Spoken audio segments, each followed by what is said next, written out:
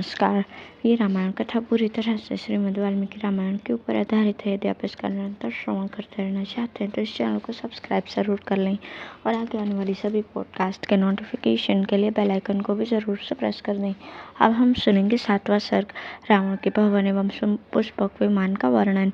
बलवान वीर हनुमान जी ने नीलम से जड़ी हुई सोने की खिड़कियों से सुशोभित तथा पक्षी समूह से युक्त भवनों के समुदाय को देखा, जो वर्षा काल में बिजली से युक्त महती मेघमाला के समान मनोहर जान पड़ता था।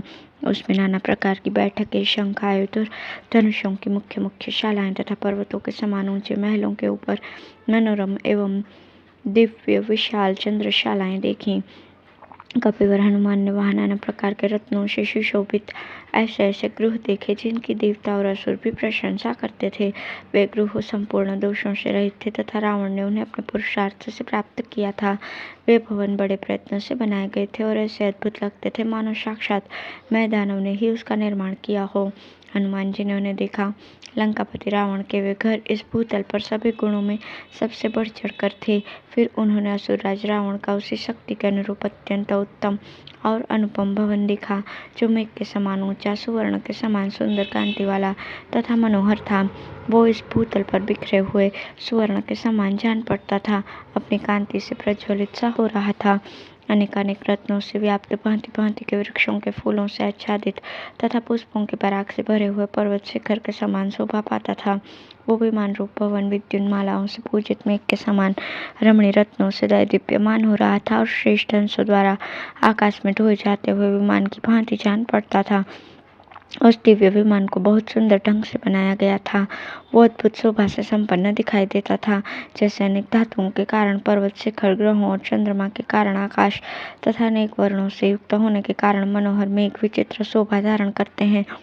उसी प्रकार नाना प्रकार के रत्नों से निर्मित होने के कारण वो विमान भी विचित्र शोभा से संपन्न दिखाई देता था। उस विमान की आधार भूमि सोने और मणियों के द्वारा निर्मित कृत्रिम पर्वतशालाओं से संपूर्ण बनाई गई थी। वे पर्वत वृक्षों की विस्तृत पंक्तियों से हरे भरे रचे गए थे। वे वृक्ष फूलों के बाहुल्य से व्याप्त बनाए गए थे तथा वे पुष्प भी केसर एवं पंखुड़ियों से पूर्ण निर्मित हुए थे। उस विमान में श्वेत भवन बने हुए थे। सुंदर फूलों से सुशोभित पोखरे बनाए गए थे।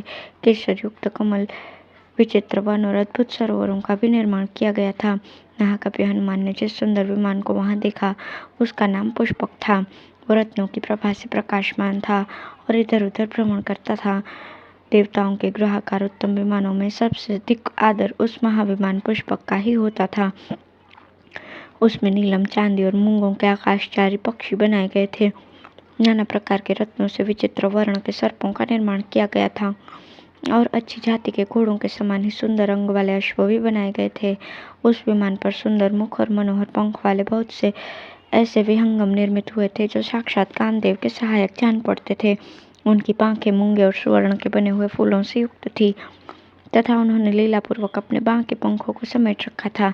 उस विमान के कमल मंडित सरोवर में ऐसे हाथी बनाए गए थे, जो लक्ष्मी के अभिषेक कार्यों में नियुक्त थे। उनकी सूंड बड़ी सुंदर थी। उनके अंगों में कमलों के केसर लगे हुए तथा उन्होंने अपनी सूंडों में कमल पुष्प धारण किए थे। उनके साथ ही वहां तेजस्विनी लक्ष्मी देवी की प्रतिमा भी विराजमान थी, जिनका उन हाथियों के द्वारा अभिषेक हो रहा था। उनके हाथ बड़े सुंदर थे। उन्होंने अपने हाथ में कमल पुष्प धारण कर रखा था। इस प्रकार सुंदर कंदराओं वाले पर्वत के समान तथा वसंत ऋतु में सुंदर कोटरों वाले परम सुगंध युक्त वृक्ष के समान उस शोभायमान मनोहर भवन में पहुंचकर हनुमान जी बड़े विस्मित हुए। तदंतर दशमुख रावण के बाहुबल से पालित उस प्रशंसित पुरी में जाकर चारों ओर घूमने पर भी पति के गुणों के वेग से पराजित अत्यंत दुखिनी और परम पूजनीय जनक किशोरी सीता को न देखकर कपिवर हनुमान बड़ी चिंता में पड़ गए।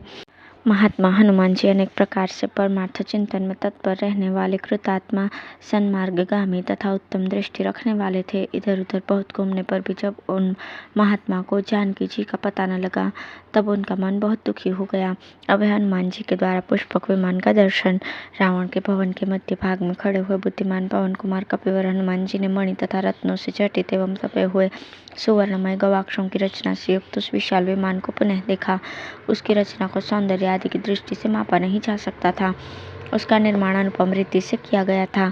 स्वयं विश्वकर्मा ने ही उसे बनाया था और बहुत उत्तम कहकर उसकी प्रशंसा की थी। जब वो आकाश में उठकर वायुमार्ग में स्थित होता था तब सौर मार्ग के चिन्ह सा सुशोभित होता था। उसमें कोई ऐसी वस्तु नहीं थी जो अत्यंत प्रयत्न से न बनाई गई हो, तथा वहाँ कोई भी ऐसा स्थान या विमान का अंग नहीं था जो बहुमूल्य रत्नों से जटित न हो। उसमें जो विशेषताएं थी वे देवताओं के विमानों में कहीं भी नहीं थी। उसमें कोई ऐसी चीज नहीं थी जो बड़ी भारी विशेषता से युक्त न हो। रावण ने जो निराहार रहकर तप किया था और भगवान के चिंतन में चित्त को एकाग्र किया था, इससे मिले हुए पराक्रम के द्वारा उसने उस विमान पर अधिकार प्राप्त किया था। मन में जहाँ भी जाने का संकल्प उठता वहीं वो विमान पहुंच जाता था। अनेक प्रकार की विशिष्ट निर्माण कलाओं द्वारा उस विमान की रचना की हुई थी तथा जहाँ तहाँ से प्राप्त की गई दिव्य विमान निर्माणोचित विशेषताओं से उसका निर्माण हुआ था। वो स्वामी के मन का अनुसरण करते हुए बड़ी शीघ्रता से चलने वाला, दूसरों के लिए दुर्लभ और वायु के समान वेगपूर्वक आगे बढ़ने वाला था तथा श्रेष्ठ आनंद के भागी बढ़े चढ़े तप वाले पुण्यकारी महात्माओं का ही वो आश्रय था। यह विमान गति विशेष का आश्रय लेकर व्योम रूप देश विशेष में स्थित था। आश्चर्यजनक विचित्र वस्तुओं का समुदाय उसमें एकत्र किया गया था। बहुत सी शालाओं के कारण उसकी बड़ी शोभा हो रही थी। वो शरद ऋतु के चंद्रमा के समान निर्मल और मन को आनंद प्रदान करने वाला था। विचित्र छोटे छोटे शिखरों से युक्त किसी पर्वत के प्रधान शिखर की जैसी शोभा होती है, उसी प्रकार अद्भुत शिखर वाले उस पुष्पक विमान की भी शोभा हो रही थी, जिनके मुखमंडल कुंडलों से सुशोभित और नेत्र घूमते या घूमते रहने वाले, निमेष रहित तथा बड़े बड़े थे।